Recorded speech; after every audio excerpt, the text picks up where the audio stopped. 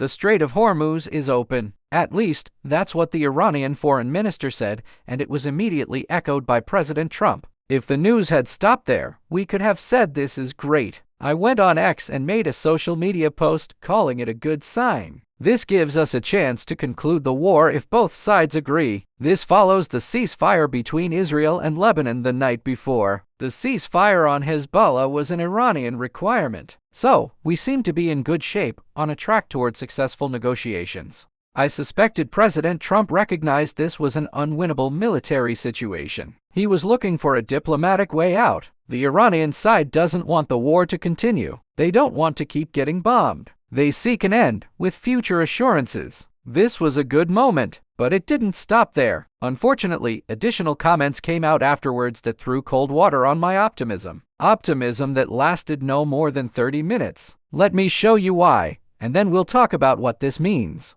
Let me bring you up to date, because a lot has happened since that moment. First, at 8:45 a.m., Iranian Foreign Minister Abbas Araghchi said, in line with the ceasefire in Lebanon, the passage of all commercial vessels through the Strait of Hormuz is declared completely open for the remaining period of the ceasefire, on the coordinated route as already announced by the Ports and Maritime Organization of Iran. That was great on its own. Then, about 45 minutes later at 9:27 a.m. Eastern, Trump posted in all caps, "The Strait of Hormuz is completely open and ready for business and full passage, but the naval blockade will remain in full force in effect as it pertains only to Iran, only until such time as our transaction with Iran is 100% complete." This process should go very quickly in that most of the points are already negotiated, so Iran agreed to open the Strait of Hormuz, releasing their stranglehold on the passage. As a reminder, inside Iran this has been framed as a moment of national power. We control the strait, we're calling the shots. But today, they said, we're going to release our grip a little, let traffic flow through as a gesture of goodwill, and try to find a negotiated settlement. That just means the hard part starts. The terms have to be agreed upon. Trump claimed most everything has already been agreed to, but we hadn't seen anything from the Iranian side confirming that. Before I could even ponder on that, minutes later Axios reported that the US and Iran are negotiating over a 3-page plan to end the war, with one element under discussion being that the US would release $20 billion in frozen Iranian funds in return for Iran giving up its stockpile of enriched uranium. According to 2 US officials and additional sources briefed on the talks, that by itself was surprising, because President Trump has spent many years bashing the Obama administration for, as Republicans characterized it, paying Iran. You may recall that part of the GPOA deal in 2015 was the release of frozen Iranian assets. Republicans have said ever since that Obama paid Iran for the deal. In reality, those were never our funds to give. We never paid them anything. We were simply releasing money that already belonged to Iran. And that's exactly what's under consideration now, releasing still frozen assets that have always belonged to Iran. But notice how this was characterized. The US would release frozen funds in return for Iran giving up its nuclear stockpile. That sounds like a financial transaction. I will pay you $20 billion, you will give me the enriched material. You can see why that would be appealing to Trump on the surface. He could say there's no longer a near-term possibility of a nuclear weapon, as long as they don't have the material to build 10 or 11 bombs. But then you still have to negotiate the issue of reprocessing capacity. Trump's allies say they want it at zero, absolutely non-negotiable. The Iranian side, including a professor I spoke with from the University of Tehran, says it is a non-negotiable requirement that they retain at least some capacity for reprocessing. It is, in their view, a matter of national sovereignty. They won't give it up. They'd keep it at a low level, perhaps back to the GPOA level of 3.67%, or maybe 20%, well below weapons grade. But they will not go to zero. Will President Trump agree to that? Will his allies allow it? Will Israel allow it? That's where you start to see the problem. Can you imagine, after everything Israel has done since October 2023, attacking the Houthis in Yemen, Hezbollah in Lebanon, working in Syria, finally getting rid of Assad, and then fighting this war with Iran in 2025, can you imagine Israel suddenly agreeing to just call it off, pack up and go home? Keep the ceasefire in Lebanon, no buffer zone, no further territorial expansion, and leave the Iranian regime intact with some reprocessing capacity? It's very hard to imagine Israel ever agreeing to that. They should. And President Trump should say, I'm calling the shots here. This is what I'm agreeing to. If you want to do something different, you are 100% on your own. What we've embarked on is unsustainable. There's a reason we're in this position. We launched into something without thinking it through, without realizing the military problem set that comes with trying to defeat the Iranian regime and destroy their nuclear capacity. That's simply beyond the military capacity we have. We don't have the troops, the bombs, the defense industrial base, or the time to militarily conquer this situation. It's not on the table. President Trump appears to have recognized that and is now looking for a way out. And so now he's forced into a situation where he has to make a deal, and it's going to be a deal that's not ideal from his perspective, for all the reasons I've just described. He's going to have to tell Israel, whether you want this or not, this is the deal. This is the only thing on the table. Whatever certain individuals in Israel may want Netanyahu, Ben-Gvir, Smotrich, and others, even if they have big ambitions for territorial expansion, you have to ask, can you actually do it? The answer is no. Even the combined weight of the US and Israel is not sufficient to take by force what they want. When that reality is exposed, you have to do something different. And what I just described is what the president should do. This afternoon at 12:30, Larry Johnson and I are going to talk about the full range of options. But right now, I want to focus on what's happening with the Strait situation and whether this ceasefire is going to hold past Wednesday, when it's set to expire. Now, after the Axios report, Trump went back to Truth Social and posted,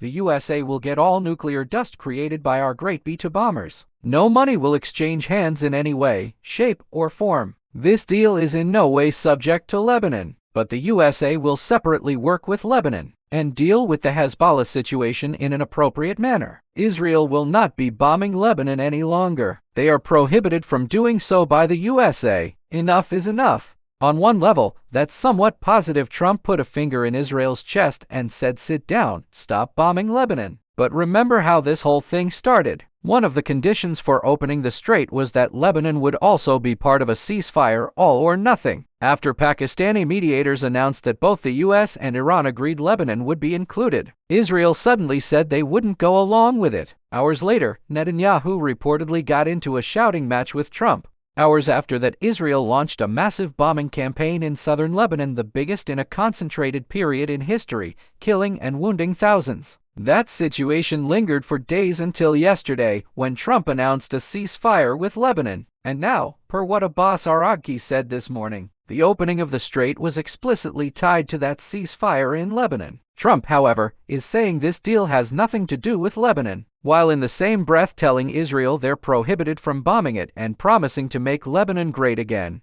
One wonders why he keeps insisting the two things aren't connected when the Iranians said they very much are, and when it's logically self-evident that they are. Shortly after, Trump went on another streak on Truth Social. He wrote that he received a call from NATO asking if they needed help and told them to stay away, calling them useless and a paper tiger. I'll just note, NATO is not suicidal. There's a reason they didn't send ships to escort vessels through the Strait of Hormuz. The same reason we didn't either. It would be putting ships directly in the crosshairs of virtually every weapon system Iran has. Without Iran's permission, those ships would have gone to the bottom of the strait. Nobody wanted that. But Trump doesn't acknowledge that he just takes the opportunity to blast our allies. He then thanked Saudi Arabia, the UAE, and Qatar for their bravery and help, presumably for behind-the-scenes diplomacy. Then he claimed that Iran, with the help of the USA, has agreed to remove all sea mines from the strait. I'll say plainly, that's questionable. Why would Iran agree to that as part of simply opening the strait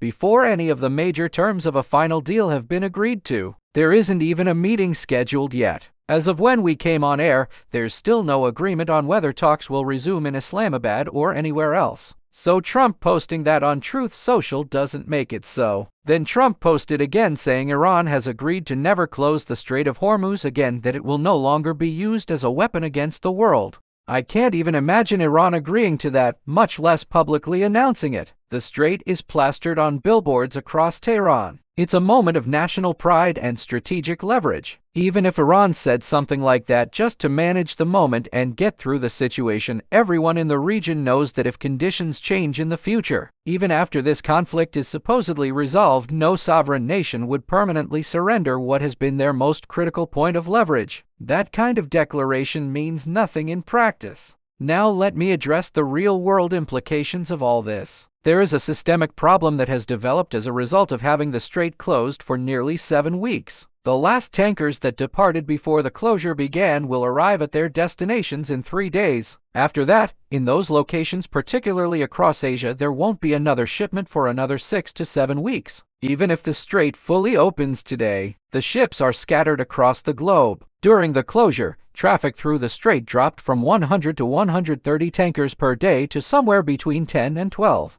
Those hundreds of tankers dispersed to ports around the world. There is no massive parking lot where they can all wait. Reassembling that supply chain is going to take significant time. Beyond that, even if the strait is open, will anyone actually use it? The market immediately reacted. Oil dropped about 12% since this morning's announcement, from roughly $93 a barrel to around $82. The market is optimistic. But what about the shipping companies themselves, and more importantly, the banks that underwrite insurance?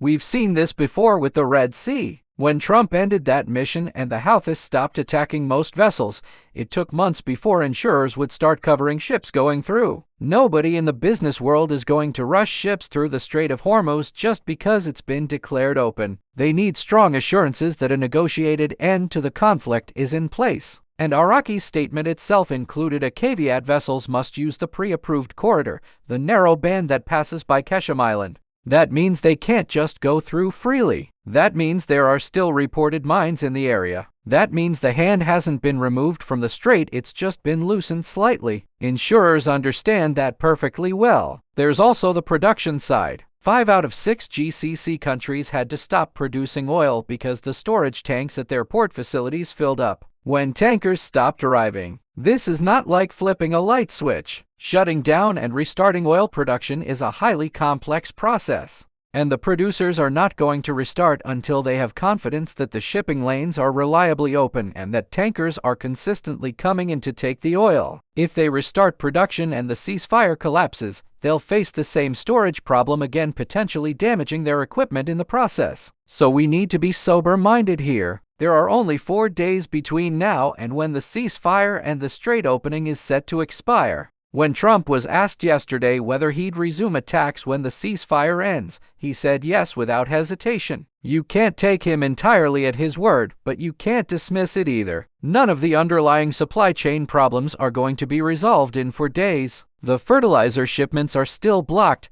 Food supply issues are building. Europe reportedly has about 6 weeks of jet fuel remaining.